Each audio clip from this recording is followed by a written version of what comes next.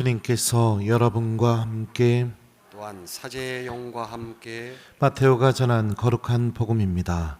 주님 영광 받으소서. 그때 예수님께서 군중을 보시고 산으로 오르셨다. 그분께서 자리에 앉으시자 제자들이 그분께 다가왔다. 예수님께서 입을 여시어 그들을 이렇게 가르치셨다. 행복하여라. 마음이 가난한 사람들, 하늘나라가 그들의 것이다. 행복하여라. 슬퍼하는 사람들, 그들은 위로를 받을 것이다.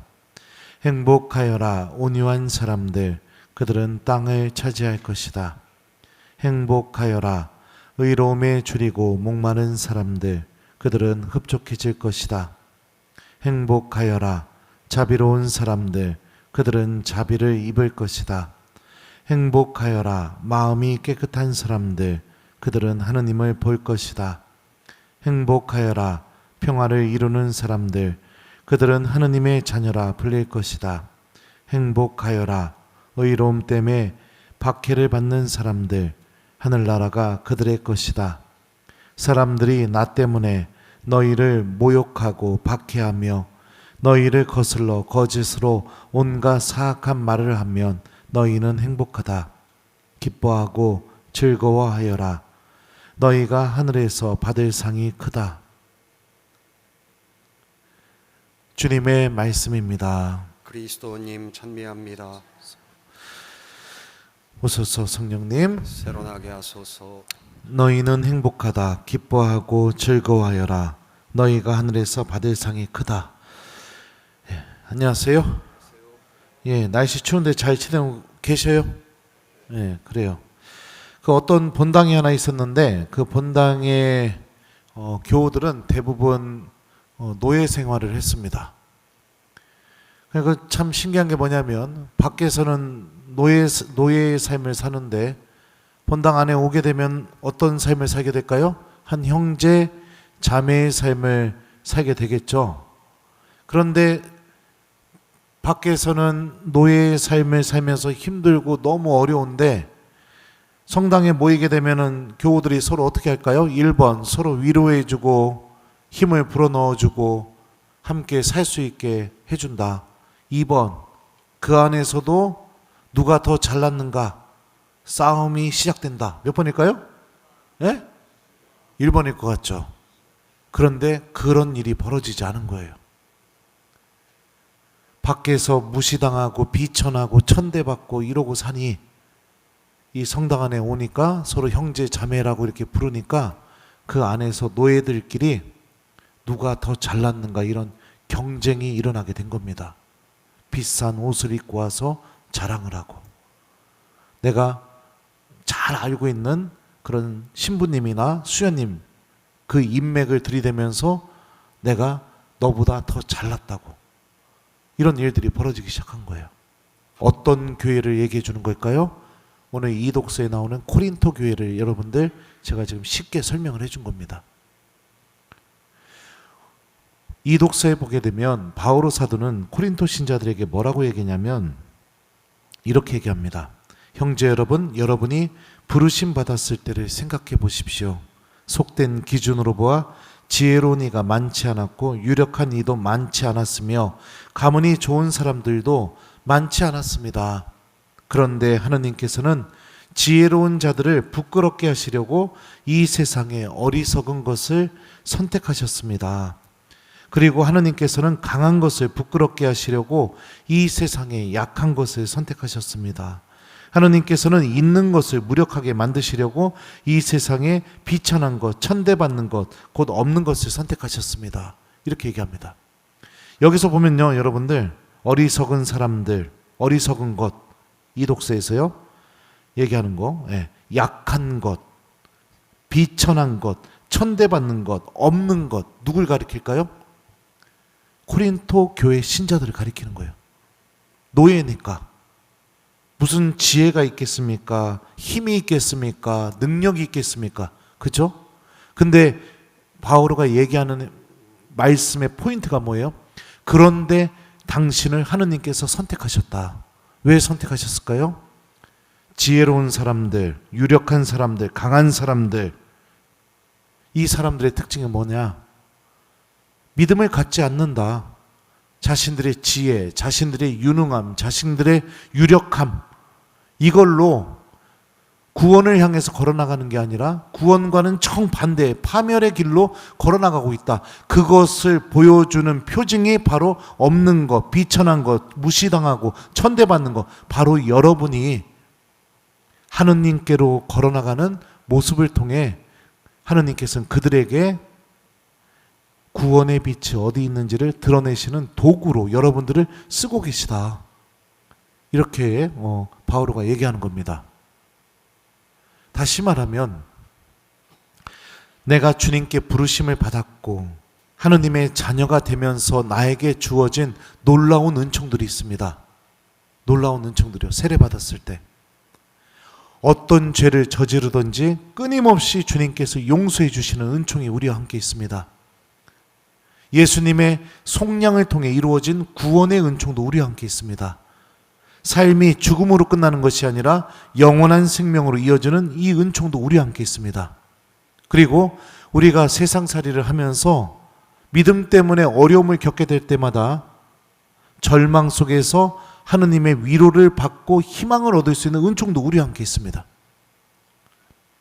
그러니까 놀라운 은총들이 내 안에 있는데 주님께서 나에게 주신 이 은총들을 바라보지 않고 자꾸만 세상적인 것, 외적인 것들을 갖고 내가 그 안에서 기쁨을 얻으려고 하면 어떤 일이 벌어지느냐? 교회 공동체가 분열이 일어나고 나의 삶도 행복하지가 않다는 겁니다. 오늘 복음을 보면 예수님은 참된 행복에 대해서 말씀하셔요. 행복하여라. 마음이 가난한 사람들, 하늘나라가 그들의 것이다.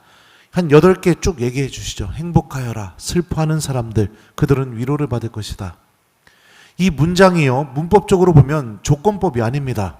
그러니까 행복을 받기 위한 조건을 얘기하는 게 아니라 이 예수님의 말씀을 듣고 있는 이들이 행복한 사람들이라고 얘기하는 겁니다. 그리고 행복한 사람들이 누구냐? 마음이 가난한 사람들, 슬퍼하는 사람들, 온유한 사람들, 자비로운 사람들, 마음이 깨끗한 사람들, 평화를 이루는 사람들, 의로움 때문에 박해를 받는 사람들, 이들이 행복한 사람이라고. 왜 행복할까요? 하느님께서 위로해 주시고 하느님께서 그들에게 은총을 주시고 하느님께서 그들에게 자비를 베풀어 주시고 그렇기 때문에 행복한 겁니다. 두 남녀가 있어요. 서로 사귀다가 결혼했습니다. 그러면은 서로가 배우자가 되겠죠. 그러면은 결혼한 이후부터는 나의 행복은 어디에 있을까요? 배우자와 맺어지는 관계 안에 나의 행복이 있겠죠. 근데 결혼한 뒤에 내 배우자하고 맺는 관계보다 다른 사람과 더 깊은 관계를 맺으려고 하면 어떤 일이 벌어지게 될까요? 이미 나는 행복을 얻을 수 있는 모든 조건과 자격을 갖췄음에도 불구하고 행복이 아닌 불행으로 걸어나가는 사람이 되겠죠. 여러분들 행복한 사람들입니다. 그리고 하느님께서 주시는 참된 행복의 주인공들이고 이미 세례받았을 때 하느님은 여러분들이 참된 행복을 얻을 수 있고 소유할 수 있는 모든 은총을 다 주셨습니다. 근데 그게 왜 안 느껴지느냐? 내 마음이 가난하지 않기 때문에, 내 마음이 깨끗하지 않기 때문에, 내가 온유하지 않기 때문에, 내가 자비를 베푸는 사람이 아니기 때문에, 내가 의로움을 소중하게 여기지 않기 때문에. 의로움이 뭘까요? 하느님과 올바른 관계를 맺는 길입니다. 성경은 이 의로움을 무엇을 통해서 얻을 수 있다고 가르치냐면 하느님 말씀이 이루어진다는 믿음을 통해 의롭게 될 수 있다고 가르치고 있습니다. 다시 말하면 하느님 말씀에 전혀 관심도 없고, 그렇기 때문에 하느님께서 주시는 영적인 행복, 천상 행복, 하늘에서 내려온 행복이 느껴지지가 않는 겁니다. 그럼 어떻게 될까요? 코린토 교회 신자들처럼 하느님을 믿고 있으면서도 온갖 세상적인 것들로 그 안에서 행복을 얻으려고 하겠죠. 그리고 그 끝은 무엇입니까? 분열입니다. 미움입니다. 시기, 질투, 좌절, 절망. 이 안에서 허우적거리게 되는 거죠. 이 안에서요. 왜요? 내가 최고가 되면 뭐합니까? 나보다 더 잘하는 사람이 나타나면 또 다시 나는 떨어질 수밖에 없는 거죠. 그러면 그 사람 이기기 위해서 또 부단히 무엇인가 물건을 사오고 아니면 뭐 노력을 엄청나게 하겠죠. 예를 들어서 내가 우리 본당에서 제일 비싼 가방을 들고 미사 때 왔다고 생각해봐요. 막 자매들이 다 난리가 났어요. 언니 이거 얼마짜리야? 어디서 샀어? 야 부럽다 부럽다 했는데 그 다음 주에 다른 자매가 더 비싼 가방 들고 딱 이렇게 왔다고 생각해봐요. 어떡합니까? 그럼 더 비싼 가방 사야죠. 그게 정말 행복한 걸까요? 주님께서 주시는 행복에 귀를 기울여 봤으면 좋겠습니다. 저 사제로 살아간 지 이제 19년째입니다. 19년 동안의 사제 생활 중에 한 8년 정도는 7년, 8년 정도는 외국에서 공부하면서 살았었어요. 공부하면서 살아가는데 가장 힘들었던 게 뭐냐면 교우들과 드리는 미사가 없어진 게 가장 힘들었습니다. 내가 누군가에게 고해성사를 줄 수 있음에도 불구하고 고해성사를 나에게 청하는 사람이 없기 때문에 너무 힘들었어요. 그리고 나서 혼자서 미사 드리고 공부하고 그리고 한국에 돌아와서 처음으로 본당에서 교우들과 미사를 드릴 때 얼마나 눈물을 흘렸나 모릅니다. 이미 하느님께서는 저에게 사제로서 누릴 수 있는 행복을 다 저에게 주셨습니다. 그럼 사제가 가장 행복해지려면 어떤 삶을 살아야 될까요? 내가 하느님의 도구다운 삶을 살아가게 될 때 사제가 행복하겠죠. 죽어가는 교우들에게 병자성사와 전대사를 주고 죄를 저지른 교우들에게 고해성사를 통해 하느님께서 용서하시는 그 용서의 은총의 전달자가 되고 여러분들에게 주님의 말씀을 전해주고 미사를 드리고 이게 사제가 얻을 수 있는 기쁨이죠. 이 기쁨이 아니라 다른 데서 행복을 얻으려고 하면 어떡합니까? 불행해집니다. 불행해지죠. 물건, 사람, 뭐가 됐든지 간에 하느님이 아닌 다른 곳에서 기쁨을 얻으려고 하면 불행해지게 되겠죠. 우리도 마찬가지입니다. 다른 것 안에서 행복을 찾고 있으니 하느님께서 주시는 행복이 눈에 보이지 않는 겁니다. 이미 주님께서는 다 주셨어요. 다. 믿었으면 좋겠습니다. 오늘 일독서를 보면 이 말씀을 하세요. 주님을 찾아라. 그분의 벽규를 실천하는 이 땅의 모든 겸손한 이들아. 그분의 법규를 실천하는 이 땅의 모든 겸손한 이들이 누굴까요? 여러분들입니다.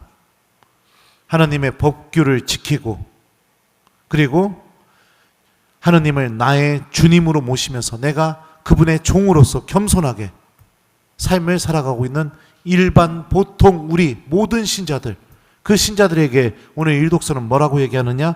주님을 찾아라 라고 말합니다. 행복은 하느님을 찾는 마음 안에서 시작됩니다. 하느님을 찾아보십시오.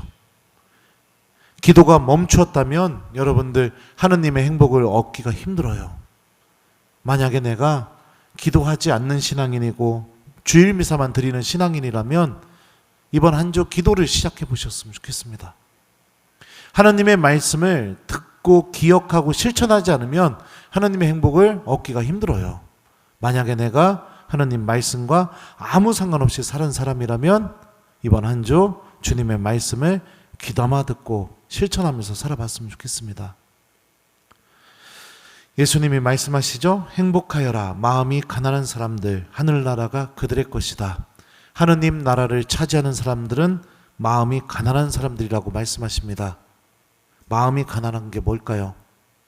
그리스 말로 이 본문 직역하면 이렇게 번역이 돼요.